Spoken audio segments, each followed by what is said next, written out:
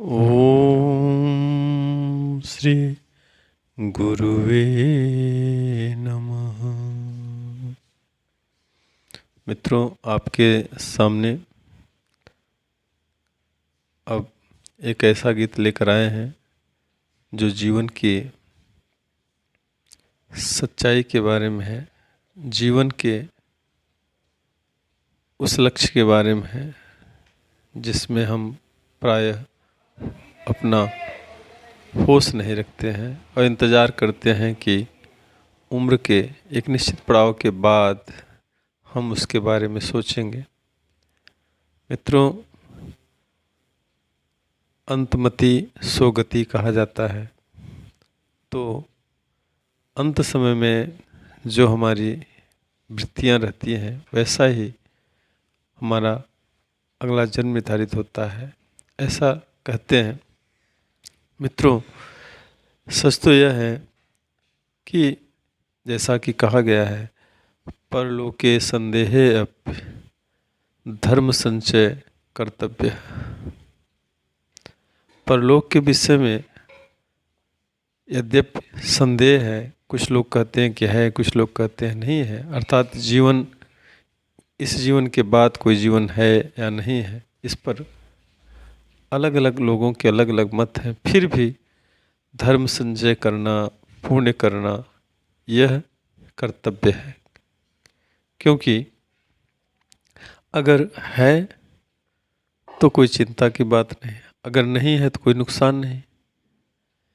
इस भावना से हमारा जो जीवन है, और जैसा कि हम देख ही रहे हैं, आए दिन हमारे सामने बिल्कुल स्वस्थ, या कब किसको मौत आ जाए, कब कौन हमारे सामने दुनिया से चला जाता है, यह देखते हुए मौत तो निश्चित है, पर कब यह निश्चित नहीं है।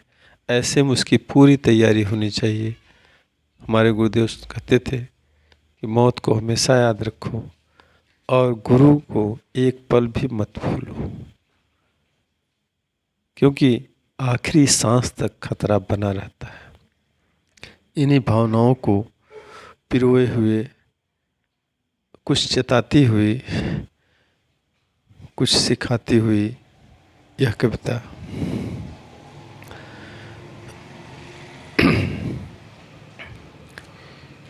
मौत हर पल है पास खड़ी,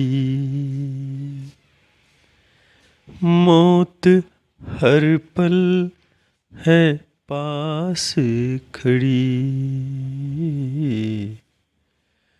गुरु का नाम भूलो न एक भी घड़ी, प्रभु का नाम भूलो न एक भी घड़ी। हाँ, मौत हरदम है पास खड़ी, गुरु का नाम भूलो न एक भी घड़ी। मित्रों, हम सदग्रंथ पढ़ते हैं, धार्मिक ग्रंथों को पढ़ते हैं, पर जब हमारे मन में स्वयं को जानने की, ईश्वर दर्शन की लालसा नहीं जग रही है, ये ग्रंथ इसीलिए एक संकेत हैं उस परमात्मा को, अपने आप को, स्वयं को जानने के लिए, जीवन जीने की कला सीखने के लिए हृदय में एक लगन, पीड़ा, एक जिज्ञासा पैदा करने के लिए ही ग्रंथ होते हैं। अगर हम उनको बहुत पढ़ते हैं, चर्चा करते हैं और नहीं जगती हैं, तो उनका पढ़ना सार्थक कहाँ रहा है। ऐसे ही हम तीर्थ स्थानों में जाते हैं, गंगा स्नान करते हैं, पर अगर हमारे विचारों में परिवर्तन नहीं आता है, हमारे जीने का ढंग नहीं बदलता है, तो फिर क्या मतलब। इन्हीं भावनाओं को व्यक्त करती हुई आगे की पंक्तियां हैं।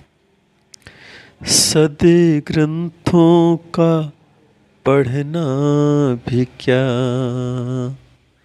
सदे ग्रंथों का पढ़ना भी क्या, जब मन में लगन जगती ही नहीं, सद्ग्रंथों का पढ़ना भी क्या। जब मन में लगन जगती ही नहीं, तीर्थों में नहाने से क्या फायदा।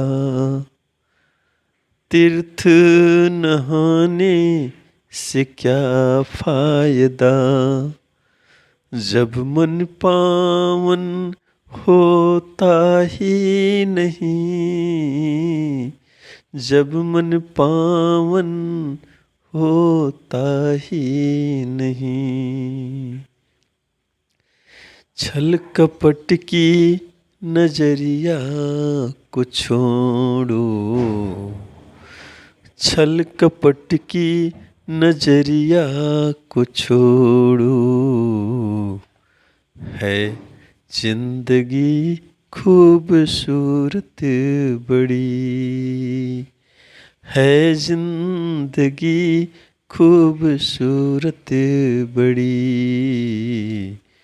गुरु का नाम भूलो न एक भी घड़ी, प्रभु का नाम भूलो न एक भी घड़ी, एक भी घड़ी। मित्रों, इसमें जो मौत हरदम है पास खड़ी या मौत को याद रखना, इसका मतलब ये नहीं है कि हमें मौत से घबराते रहना है, डरना है, चिंता में डूबना है। यह केवल इसलिए है कि मौत को याद रखने से मतलब है कि हमें यह स्मरण रहे हमेशा कि इस संसार में हम हमेशा नहीं रहने वाले हैं, यहाँ से हमें जाना ही जाना है।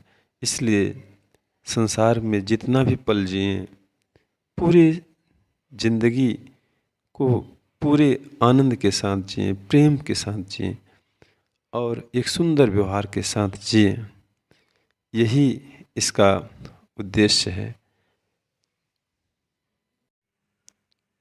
मित्रों, आगे की पंक्तियों में हमें बाहरी बनावटों से दूर रहने की बात को समझाने का प्रयास किया गया है।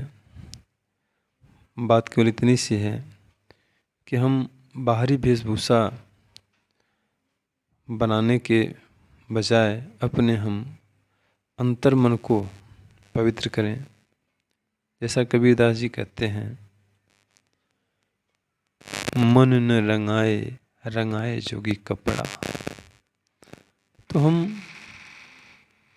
कपड़े को नहीं, अपने अंतःकरण को ईश्वर प्रेम से, गुरु प्रेम से भर लें, रंग लें, गोपियों की तरह। और मित्रों, जीवन का आधार प्रेम ही है। हम ज्ञान की बातें बहुत करें, ज्ञान की चर्चा, बड़ी बड़ी बातें करें, पर अगर हमारे जीवन में प्रेम नहीं छलकता है, प्रेम नहीं है, तो सच ज्ञान हमारे लिए बाधा ही है, दुखदाई ही है। इन्हीं बातों को आगे की पंक्तियों में इस प्रकार कहा गया है। रंग रंग के कपड़े रंग ले कोई भी, रंग रंग के कपड़े रंग ले कोई भी, फर्क मन को कुछ भी पड़ता नहीं, फर्क मन को कुछ भी पड़ता नहीं। ज्ञान की बातें करना भी क्या, हाँ ज्ञान की बातें करना भी क्या,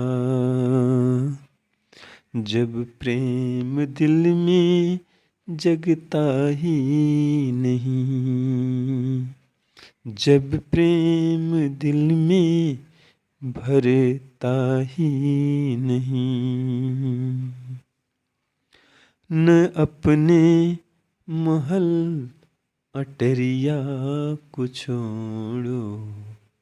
मित्रों, यह पंक्ति बहुत ही खास है। हम लोगों के प्राय मन में ये बात आती है कि ईश्वर दर्शन के लिए, ज्ञान के लिए, भक्ति के लिए घर द्वार छोड़कर, परिवार छोड़कर जंगलों में जाना या पहाड़ों पे, गुफाओं में जाने से ही वह लक्ष्य प्राप्त होता है। पर ऐसा नहीं है। गुरुदेव कहते हैं कि वह घर में रह कर के भी, गृहस्थी में रह कर के भी पाया जा सकता है। और उसे पाने के लिए बस जिसने ईश्वर को पाया हो, किसी संत, सद्गुरु जो प्रेम को जान गया हो, जिसको जीवन जीने का ढंग आ गया हो, ऐसे किसी महापुरुष से स्वयं को जोड़ लेना है। मन की बिगड़ी हुई आदतों को संभाल लेना है, ठीक कर लेना है। तो बस आगे देखें, इन बातों को इस अंदाज में कहा गया है। न अपने महल अटरिया को छोड़ो, हाँ न अपने महल अटरिया को छोड़ो, बस ठीक कर लो मन की गड़बड़ी,